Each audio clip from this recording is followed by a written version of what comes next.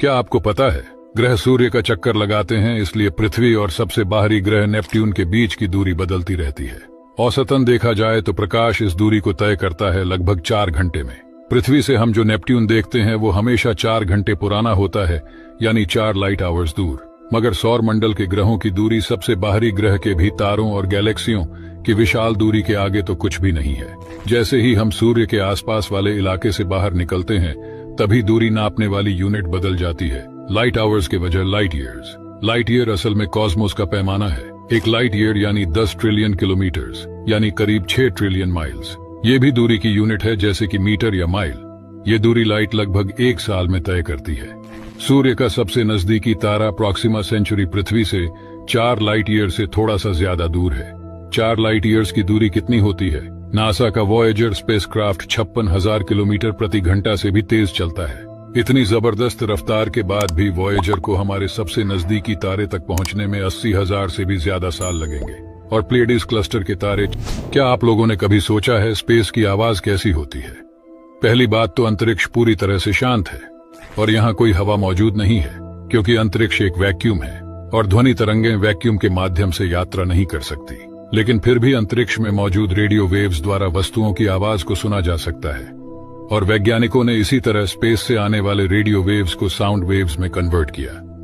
तो चलिए अंतरिक्ष में मौजूद उन रहस्यमय आवाजों को सुनते हैं।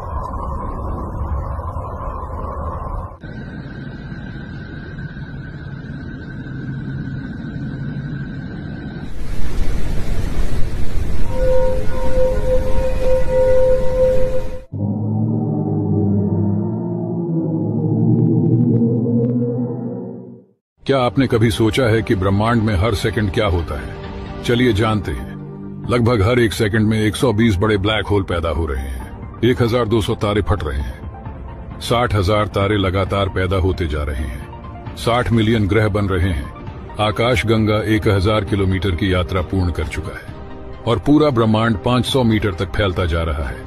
एंड्रोमेडा गैलेक्सी 27 किलोमीटर हमारे मिल्की वे गैलेक्सी के करीब आ गई है और प्रकाश 74,948 किलोमीटर यात्रा कर चुका है, और वह भी बस 1 सेकंड में। और ये सारी चीजें हमारे पलक झपकाते ही पूर्ण हो जा रहा है। वक्त किसी के लिए नहीं रुकता। आप लोग तो जानते ही होंगे, हमारे सौर मंडल में सूर्य के चारों ओर परिक्रमा करने वाले सभी दुनिया ग्रह कहलाते हैं। मगर क्या आप लोगों को पता है अन्य तारों की परिक्रमा करने वाले दुनिया को एक्सोप्लैनेट कहा जाता है? 2 एक्सोप्लैनेट का पहला संभावित साक्ष्य 9 जनवरी 1992 को रेडियो एस्ट्रोनॉमर अलेक्जेंडर वोल्स्चान और डेल फ्रेल द्वारा घोषणा की गई थी, और वे दोनों एक पल्सर स्टार की परिक्रमा करते हुए पाए गए थे। लेकिन लगभग 2003 तक इसकी पुष्टि नहीं हुई थी। फिर 2 मार्च 2022 तक हमारे आकाश गंगा में मौजूद 3670 ग्रह प्रणालियों में 4980 एक्सोप्लैनेट खोजा गया था, जिनमें 813 प्रणालियों में 1 से अधिक ग्रह मौजूद है। वे बृहस्पति से बड़े गैस जायंट से लेकर पृथ्वी या मंगल ग्रह जितने बड़े चट्टानी ग्रहों तक विभिन्न प्रकार के आकार में हो सकते हैं, और इनमें से कुछ ग्रहों का वातावरण बहुत ज्यादा गर्म और कुछ ग्रहों का हद से ज्यादा ठंडा होता है।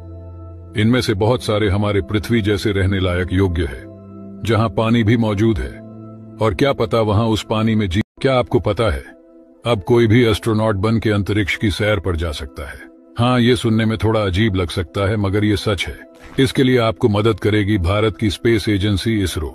स्पेस टूरिज्म को बढ़ाने के लिए इसरो खुद के स्पेस टूरिज्म मॉड्यूल पर काम कर रहा है, जो लगभग साल 2030 तक पूरा हो जाएगा। अगर भारत इसमें सफल हो गया तो अमेरिका, जापान और चीन के बाद स्पेस टूरिज्म में एंट्री करने वाला भारत चौथा देश बन जाएगा। इसके बाद जो भी इंसान अंतरिक्ष देखना चाहता है उसे अंतरिक्ष की सैर करवाई जाएगी। जिसमें उस इंसान को आधे घंटे तक अंतरिक्ष में घुमाया जाएगा और वापस भी लाया जाएगा। खास बात यह होगी कि जो कोई भी इंसान इस अंतरिक्ष की सैर पर जाएगा उसे भारत में एस्ट्रोनॉट के नाम से जानेंगे, लेकिन इसके लिए लगभग 6 करोड़ रुपए ढीले करने पड़ेंगे।